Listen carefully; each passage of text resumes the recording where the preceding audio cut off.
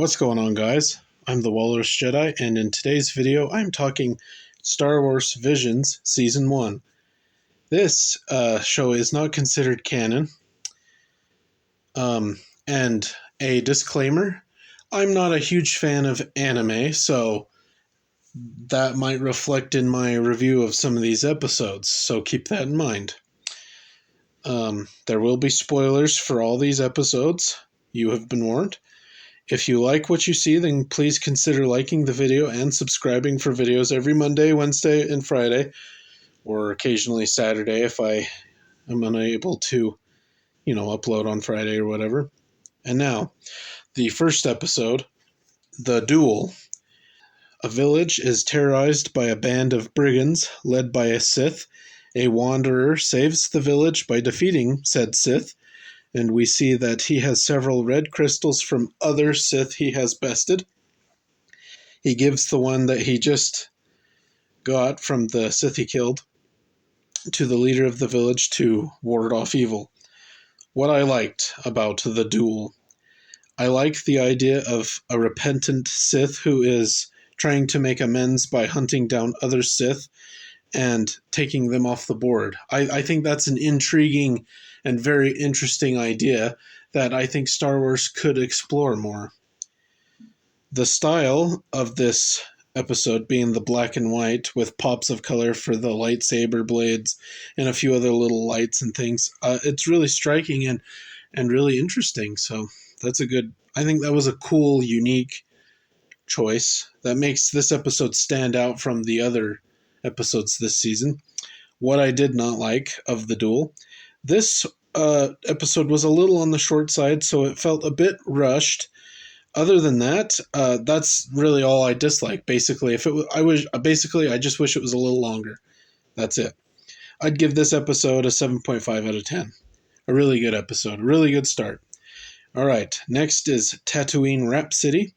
A Jedi Padawan, Jay, survives the Clone Wars. He joins a band with a Hutt.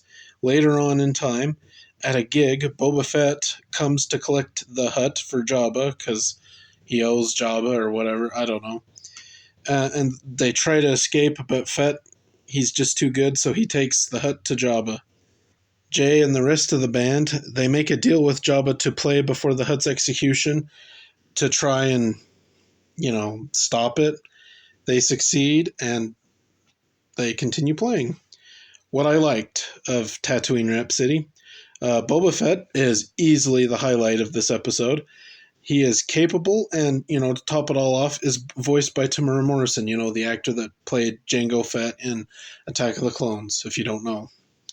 I like that. All the Tatooine stuff with Jabba and his guards in the stadium where they held the pod racing, all that stuff was great. And despite this premise, it has some Star Wars-y feelings to it. Now, what I didn't like about Tatooine Rhapsody is this is probably one of the this is probably the weakest, not the weakest, one of the weakest episodes for Season 1 of Visions. I didn't care for the story. And again, if this was longer, then maybe you could have fleshed things out a little bit more. So length is going to kind of be an issue for all of these to some degree. I would give this episode a 4 out of 10. It's not awful, but it's not good. So it's pretty close to middle. Next is The Twins. Dark Side Twins, M and Kari, are on a Gemini-class Star Destroyer with the capability of destroying a planet. Basically, it's two Star Destroyers with a Death Star cannon gluing them together, basically. But Kari removes the crystal power source, and M and Kari, they battle in space, and Kari leaves, and M is rescued by her droid companion, and it ends with Kari saying he'll find his sister, What I liked of this episode, I'm going to be honest, this episode, in my opinion, doesn't have anything I like. It is over the top and doesn't really make sense in terms of Star Wars. They fight in space with no space suits. Oh, they can use the Force. Maybe, but I don't know. It's too outlandish. And I guess maybe anime does this. I don't know. Tell me in the comments section if anime is bombastic and crazy like this. I would like to know. But for me, this isn't. I didn't like it, and plus, I don't think it's that Star Warsy. I mean, it really they just threw in a little bit of Empire stuff, and we're using lightsabers. Like that's it. Like that's the only stuff that makes it Star Warsy. I don't know. What I didn't like. Well, I've kind of covered. Yeah, basically, this is probably my least favorite episode of the whole show. I'd give this episode a 1 out of 10. Next is The Village Bride. A village is threatened by some thugs using a droid army, left over from the Clone Wars. The village chieftain's granddaughter agrees to go as a hostage to keep the village safe, because the thugs wanted the chief, but his granddaughter agreed to go in his place to because he's old and stuff. And then a Jedi stops this and saves the village. Everyone's happy. Woohoo! What I liked of The Village Bride, I liked the Jedi's story. It was basic and simple, but still good. And basic and simple is a theme in these because they are shorts. They can't be that complex, which is a shame because some of these I think are actually really good and deserve more. And again, like this, if we had more time to flesh out this stuff, I think it could have been better.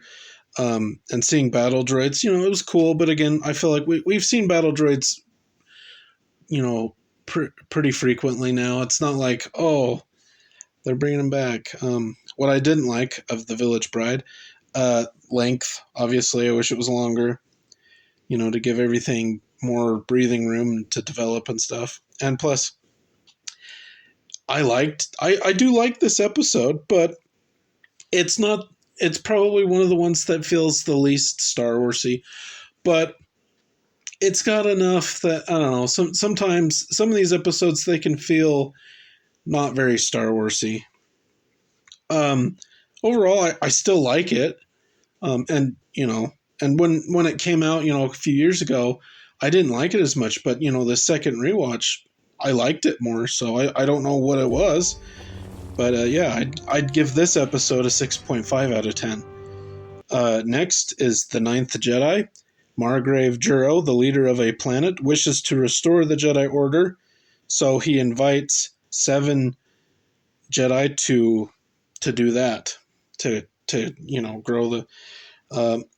Margrave had also asked La Zima, a lightsaber smith, to craft lightsabers for these Jedi. And, through some series of events, Zima is killed. But before he is killed, he gave the lightsabers to his daughter to deliver to the Margrave. So, her father is not killed. He is captured. Sorry. Zima's daughter delivers the lightsabers to the said Jedi, but all of them except one are actually Sith. So, yeah, and the Margrave reveals himself. They essentially have a duel. They defeat everyone, and then they begin the adventure to find the real Jedi that had been lost and to rescue the lightsaber smith. What I liked of The Ninth Jedi, this episode feels epic and grand, a lot like a Star Wars movie. This is probably the one that I feel like captures that epicness of Star Wars the best.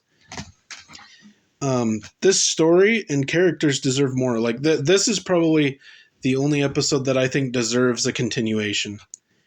It's the best episode of season 1. I like the idea of the lightsaber blade being determined by the user's connection to the Force, the length and color and whatever. I think that's a fun idea. And I liked the music for this episode. It feels pretty Star Warsy, not too, not too much, anime Japanese influence, but like it's got some of that influence, but it still feels like Star Wars. So I think that's a good choice, because some of these other episodes, they're a little too weird with their music. So what I did not like of the Ninth Jedi. Yeah, my only issue with this is I wish that it would have used more pre-existing aliens. I'm a person that I like Star Wars aliens, so there are aliens in this, but they're new for the show, and that's fine. But I'm a person that likes a mix when we're introducing new planets, new stuff. I like some new and I like some old to kind of, yeah. Yeah, and I especially like it when we're it's good to utilize multiple different kinds of aliens instead of just always using the same alien. Like if we have to pull from, oh well, we have to use a pre-existing alien instead of using a Twi'lek all the time. Use I don't know, a Gungan or a Saurian or a Nautolan. Instead of always using a Mon Calamari or Quarren or whatever. But anyways, that's beside the point. Um, that's my only issue, and I guess that I hope it continues. So I mean that depends. This episode's a 9 out of 10. Next is Toby 1. An inventor is on a desolate planet trying to bring plants and life to it. One of his creations, Toby 1, accidentally calls a Sith or an Inquisitor to the planet. He's playing around and, he wants to be a Jedi, so he calling all Jedi, and a Sith or Inquisitor, whatever, listens to it, comes. The inventor is killed, and, Toby 1 continues the inventor's task, and he does succeed in bringing plant life to the planet.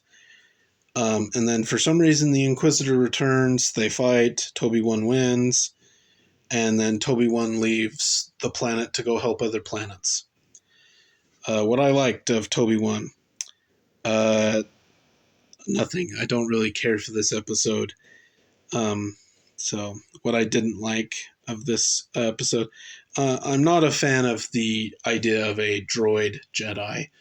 I don't know. I don't like it.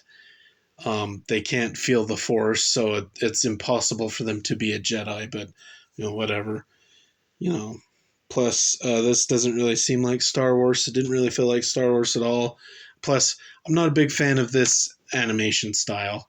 So all in all, I didn't care for this episode very much. This is another episode that I'd give a 1 out of 10. Next up, The Elder. A Jedi Master and his Padawan sense a disturbance in the Force on Habbo, a planet near. They go and investigate. They find an Elder. The Padawan duels him, but loses. And then the Master, having, went to investigate the ship of this Elder, comes just in time and to save his Padawan, and he does manage to defeat this Elder, and the Padawan recovers and they leave. What I like of the Elder, I like that this feels more like a prequel or pre-prequel story. Most of these feel like they incorporate the Empire and stormtroopers, which is fine, but I'm a person that I like the prequel era. That's my favorite era. Well, particularly the Clone Wars, but, prequel, lots of Jedi in their robes I like that stuff. So, and this story really, I feel like, captures that. I really like the two Jedi in this, and the duel is very quick and basic, but it's good. What I didn't like for the Elder, again, runtime, and yeah, that's really it. Runtime. I'd give this episode an 8.5 out of 10. All right. Next up is Lop Ocho. On a resource-rich world the Empire has taken over, the patriarch of a clan wants nothing to do with the Empire, but his daughter, Ocho, sees the Empire as a benefit to the planet. The planet is split, or the family, rather, is split, and they fight. Lop, the adopted daughter, saves the father, but it just drives a wedge between the father and Ocho, and it ends. What I liked of Lop and Ocho, this has some interesting things regarding the Jedi, and the split family dynamic is interesting. However, that's all I like. Now what I did not like of Lop and Ocho, it ends abruptly.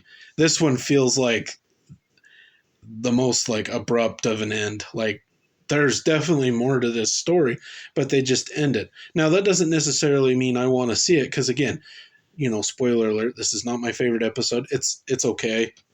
This is one that doesn't feel like Star Wars. This just feels like regular anime with a little bit of Star Wars sprinkled on.